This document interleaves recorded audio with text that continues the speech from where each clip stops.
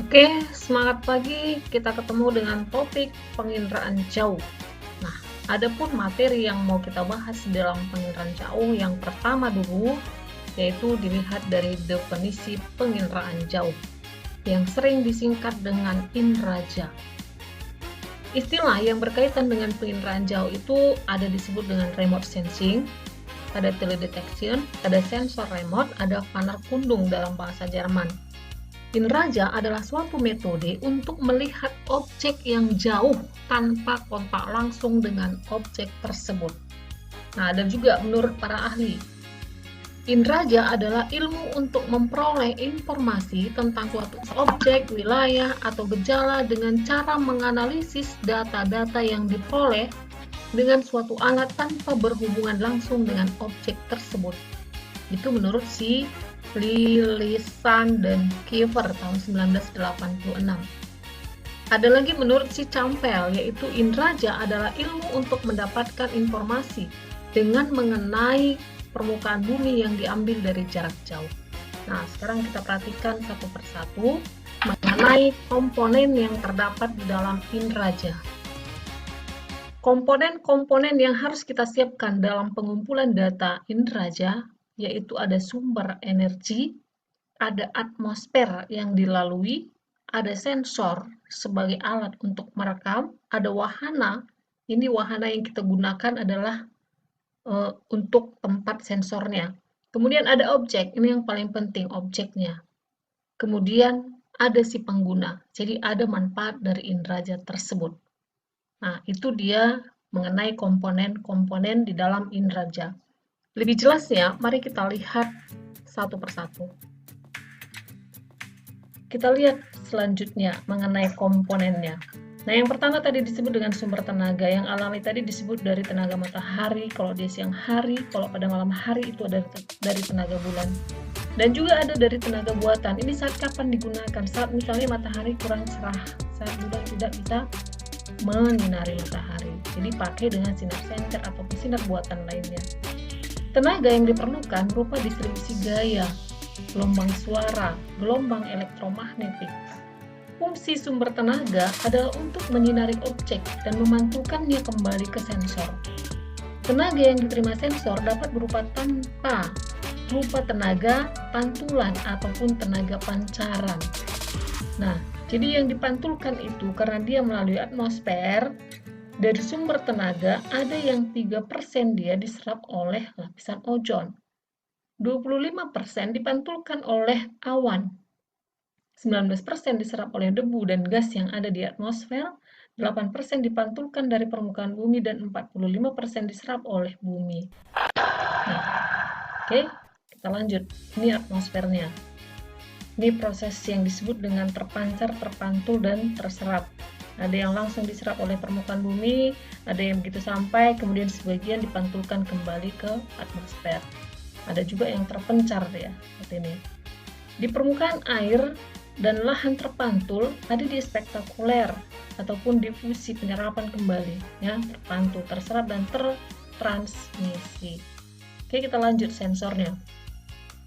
Sensor yang digunakan adalah alat pengindera yang dipasang pada wahana tertentu yang berfungsi menerima dan merekam pantulan dari objek.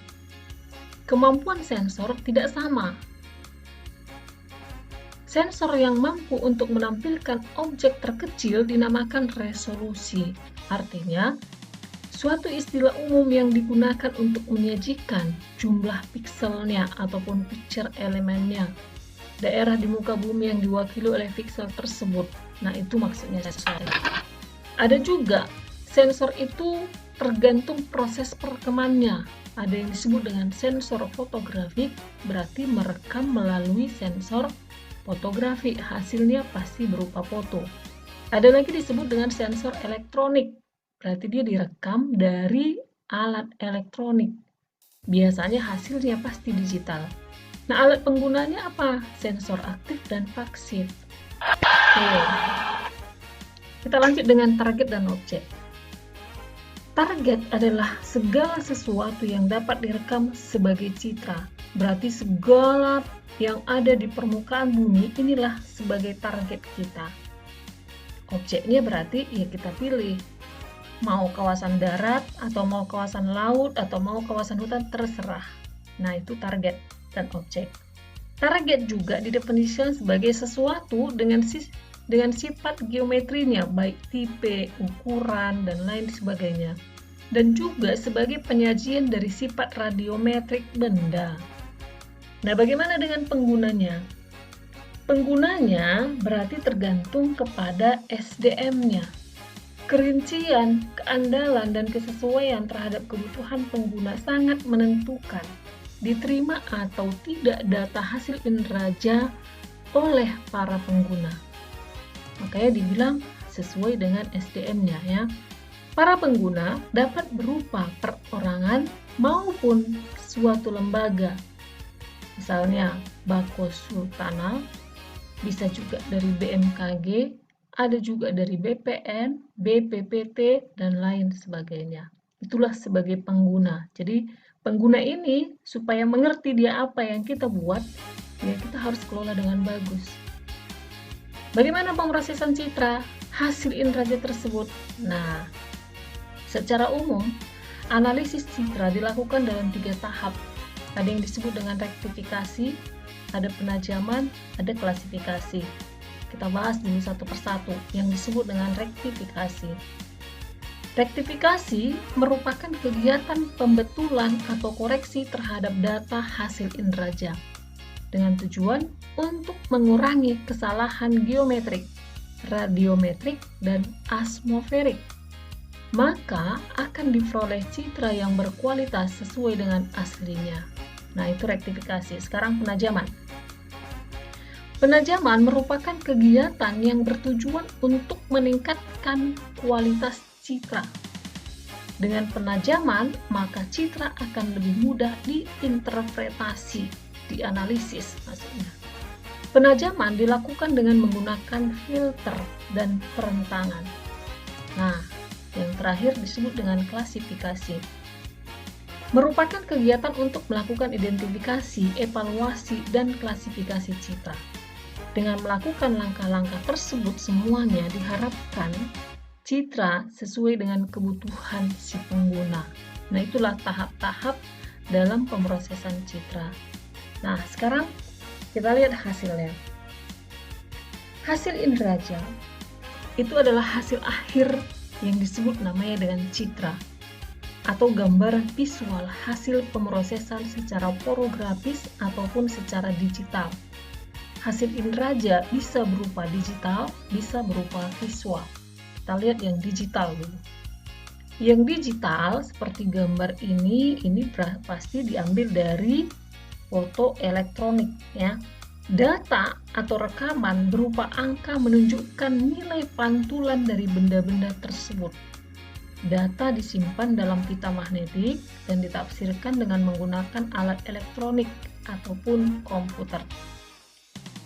Data digital diolah dapat berupa citra. Nah, jadi ini permainannya di dalam komputer kita olah, kita sesuaikan dengan yang dimau oleh pengguna, barulah citranya selesai. Nah, sekarang secara visual. Data atau rekaman berupa gambar yang biasa disebut citra dapat berupa foto dan non-foto. Nah, kita lihat dulu satu-satu. Citra foto. Foto yang dihasilkan oleh sensor kamera dan menggunakan wahana pesawat terbang ataupun satelit itu disebut dengan citra foto. Ya, tadi sudah kita bahas. Citra foto dapat dibedakan menjadi ada berdasarkan spektrumnya, ada sumbu kameranya, ada jenis kamera, ada jenis wahana, dan juga warna. Oke, kita lihat satu persatu yang dibagi berdasarkan spektrumnya. Berdasarkan spektrum, citra foto dibagi menjadi 4. Yang pertama disebut dengan foto ultraviolet dengan panjang gelombang 0,1 sampai 0,4. Yang kedua disebut dengan foto ortokromatik yang menampilkan warna hanya 2, yaitu biru dan hijau. Dan yang ketiga disebut dengan pankromatik, berarti foto warna yang dihasilkannya ada warna-warna pelangi. Dan yang terakhir disebut dengan foto inframerah. Berarti warna yang dihasilkan adalah warna-warna inframerah. Bisa ditampilkan di dalam citra. Foto inframerah berarti warna-warna inframerah. Nah, itu berdasarkan spektrum. Sekarang berdasarkan sumbu kamera.